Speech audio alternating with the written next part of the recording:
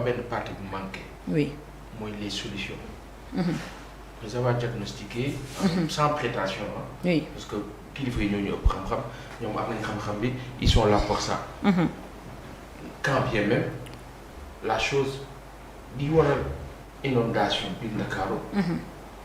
mooy un foncier bradé et faussé bi nga xam ne nit ñi léeg-léeg ñu tabax fu mu waratu tabax mais ci biir tabax fu mu waratu tabax dañuy jaarale yoon léeg-léeg fu mu waratu jaar itam. encore que Nabucor. waaw Dakar dafa fees dell ak nappe phréatique. ndox mi ba dee sotti daa am beneen bu nekk ci suuf bu nu si utul pexe nag nii rek la noo dëkkee abadan mais nag y a une réalité. Nabucor. oui mooy il faut désengorger Dakar désengorger Dakar mooy fixer les populations ñu bañ a riir ñoom ñëpp ñëw Dakar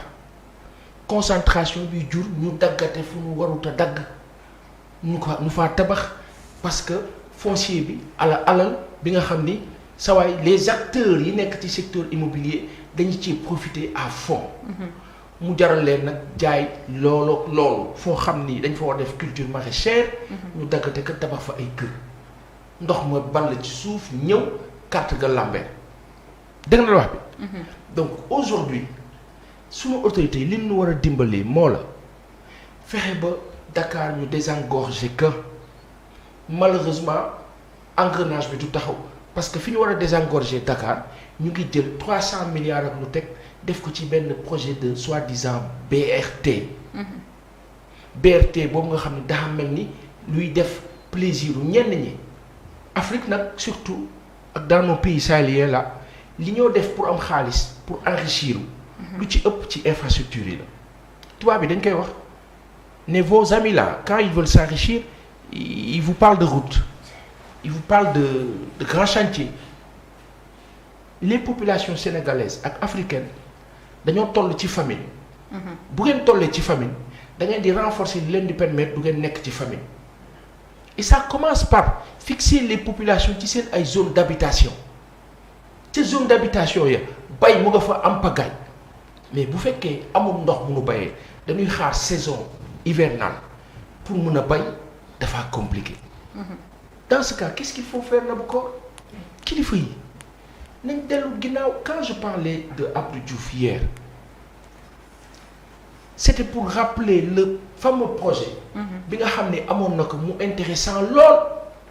te kilifa yi war cee bàyyi waat xel war cee delluwaat xam nga moo la ban ngaa la Mami Samb ak Nabucor ak Cheikh Fall ak Baye Mbarick ak Papis ak ñi ñoo seetaan ak ñëpp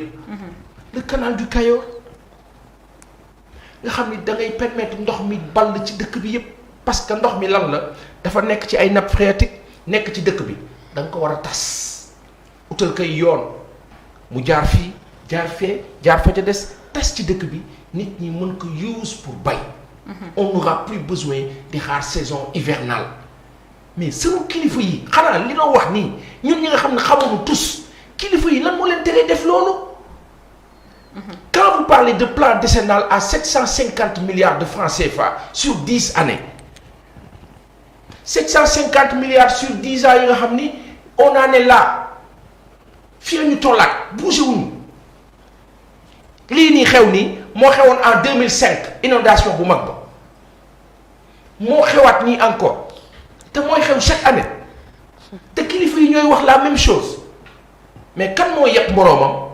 kan moo ñàkk wekk moroomam kan moo soit ñàkk respecté wala amut xam-xam bon benn la ci. soit kilifa yi amuñu xam-xam ngeen baal ñu ak seen kilifteef mais kilifa bu nga xam ne mu ngay lor du mériter kilifteef après boo ko waxee ñu ne la non mais vous êtes prétentieux qu'est-ce que vous êtes en train de dire ce qu'on est en train de dire c'est que nous suffoquons nous subissons des affres incessants te yi nga xam ni du taxaw Mami Samb lu ñoo wax un affre wala une affre dimbal leen ma waaw loolu la des affres incessants ah loolu bu dee day accordé wul ngeen bu dee du accordé wul parce que la grammaire et syntaxe là. c'est compliqué on en oublie bon làkkab tubaab la du sunu làkk seen yoon new si sunu fu new si noonu li nu dal yëpp noonu ko teg. c'est ñoo xam ak seen làkk damay wax benn affaire ba simple ba compliqué wul. Nabucor. oui ak wekk bi ma leen wekk Mami Samba ak Ngala ak Cheikh Fall ak Baye Mbaye ak ñëw seetaan. billahi wallahi tallahi jàpp naa ni ñii ma tudd ñëpp ñoo ma gën. noonu gën pour la bonne et simple raison nit ay garaba. mënuñu dëkkee nii nguurub Sénégal ngeen def conseil des ministres. vous faites fi de la réalité. mel ni dara xewul. ngeen diligenté RTS monsieur Talla Racine ce n'est pas sérieux ce que vous faites à la RTS ce n'est pas gentil waxuma sax sérieux ce n'est pas gentil. Moussa Diaw mu may wax ne ma Pa Assane moment bi RTS def loolu ñoom ñu ngi inondé rond-point RTS mais comment ça se fait ay kilifa toog di diligenté lii monsieur Talla monsieur le maire de Wakhinane je suis désolé je vous le dis comme ça sanu mag nga quoi kilifa nga quoi am na yoo xam ne jekkut rafetul où est le mal ci RTS wax ne dëkk bi dafa inondé où est le mal mais c'est pas votre faute. Si on ne peut pas exploiter l'eau de pluie Sénégal lay wàcc tuuru dem nasaraan da koy recycler da koy use qu'est-ce qui empêche de ne mais lan moo ñuy empêcher ñu use ndox mi su bëree nañ ko use mais vous faites un BRT fatt waa Grand Médine li Mami Samb wax moo la dëgg faites des canalisations assainissement. Vous dites plan décennal sur 10 ans 750 milliards parfois ñu faut ces chiffres yi ne la 763 mel ni milliards ndox la voilà le mal de ce pays et nos autorités les grands projets mais talu leen que campagne matin midi soir regardez les moyens qu'ils mettent sur cette campagne là bolide yoo xam ni plein essence 8 cylindrés ngeen ne si dëkk bi nag di njaaba jàlle bi gën a garaaw nag mooy loolu yëpp nit ñi di leen romb ngeen war a xoolaat seen bopp Benno Bokk Yaakaar ak nguurub Sénégal bi xoolaat leen seen bopp affaire bi du fla ak semblant li doon am yaa 25 ans ak 30 info bi di dem nii nit ñi naan non dëgg la du dëgg loolu xewi na parce que lu ngeen teg nit ñi dindi ko te li gën a garaaw mooy l'administration qui subit même affre yooyu ngeen di teg ngeen leen di imposer ay décisions administration boobu dafa mer ba tollu fii mais mënu si dara. C'est comme la police c'est comme la gendarmerie c'est comme les forces de l'ordre dañ leen di sant yoo xam ne seen xol fii lay yem mais mënuñ si dara ñooñu nag xoolal sa waay ñoom xam nga lu noo xaar ñooñu ñëpp peuple bi fippu mooy indi bu peuple bi fippoo ñooñu taxaw di xoolee parce que dañoo fàtt dañoo sonn quand vous dirigez un état un pays da ngeen di xool njëriñu askan bi li mu soxla c'est-à-dire il y a un minimum. Quand on parle de Laswell, sa pyramide, sa fameuse pyramide, la pyramide de Laswell, c'est quoi? C'est la pyramide des besoins. Moi, nit yow ba ngaal ba xëy suba lan ngay soxla di nga soxla naan di nga soxla lekk waaw nga xëy suba li ma waa ji loolu il faut que ñu filmer ko ngaala ñu teg fi nit ñi déglu ko xam nga lu ko dal dafa xiif ñu may ko 100 francs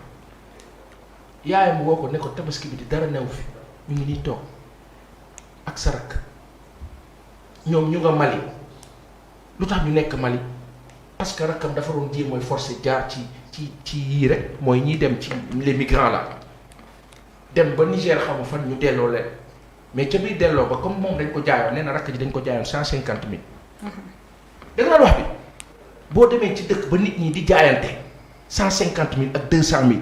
loo xam ni c'est surréel nit ñi bu ñu tollee foofu mu ne rakk ja yàlla natt ko ñu dóor ko ba damm tànkam ba ñu dammee tànkam amul lu mu fajoo mu toog Mali nekk fa ba tànk ba nëb nettaliwu ma la ko la xew ñu obligé ne dañ koy dagg war a fay hôpital ba 200 et quelques mille yaa ja dem yorul dara ñu téye leen fa ñuy dund métti boobu. Quand une population est à ce niveau yéen ñi jiite population boobu da ngeen di seet yàlla c'est-à-dire au-delà de tout au-delà de vos promesses et tout da ngeen di seet suñu boroom yéen ñi nekk service présidentiel nekk assemblée nekk conseil économique social environnemental nekk ci ministère yi